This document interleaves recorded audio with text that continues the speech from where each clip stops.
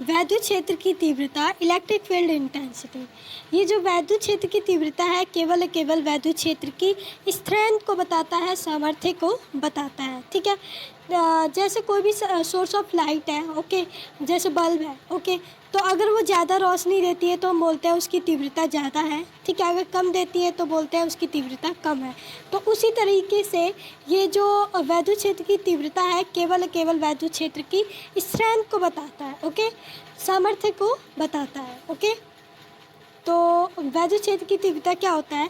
वैद्युत क्षेत्र में किसी बिंदु पर रखे परीक्षण आवेश पर लगने वाला बल तथा परीक्षण आवेश के अनुपात को ही उस बिंदु पर वैद्युत क्षेत्र की तीव्रता कहते हैं। परीक्षण आवेश जो होता है टेस्ट चार्ज होता है, ओके, और ये एक पॉजिटिव चार्ज होता है। ओके, वैद्युत क्षेत्र है, ठीक है, वैद्युत क्षेत्र कहाँ होगा? कोई भी आवेश है उसके चारों ओर का क्षेत्र ही तो वैद्युत क्षेत्र होता है। ठीक है, तो हम क्या करते हैं, वैद्युत क्षेत्र में किसी बिंदु पर हम परीक्षण आवेश को रखते हैं, टेस्ट चार्ज को रखते हैं। ठीक है, मान लेते हैं यहाँ पर हमने रखा है।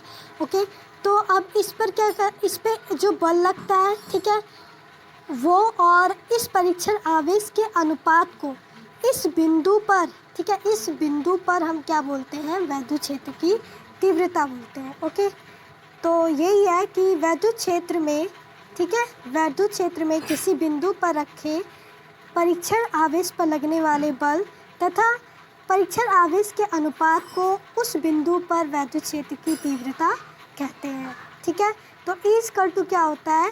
F/Q0। ओके, और ये जो क्योंकि ये वेक्टर क्वांटिटी है, फोर्स और इलेक्ट्रिक फील्ड, ठीक है, तो इसलिए वेक्टर लगा रखा है हमने। ओके, और मात्रक क्या होता है? फोर्स का मात्रक होता है न्यूटन और चार्ज का होता है कूलम। ठीक है, तो न्यूटन पर कूलम। ओके, और विमेय सूत्र जो होता है फोर्स का, बल का होता है mL/t-2 और अपॉन ये क्या है? आवेश Q=IT से एम्पियर टाइम। ठीक है, 80, और ऊपर जाएगा तो ये आ जाएगा। ठीक है, A 1 और T-2 है और T-1 जो कि हो जाएगा T-3। ठीक है, तो विमेय सूत्र हमारा ये आया। Okay, and thank you.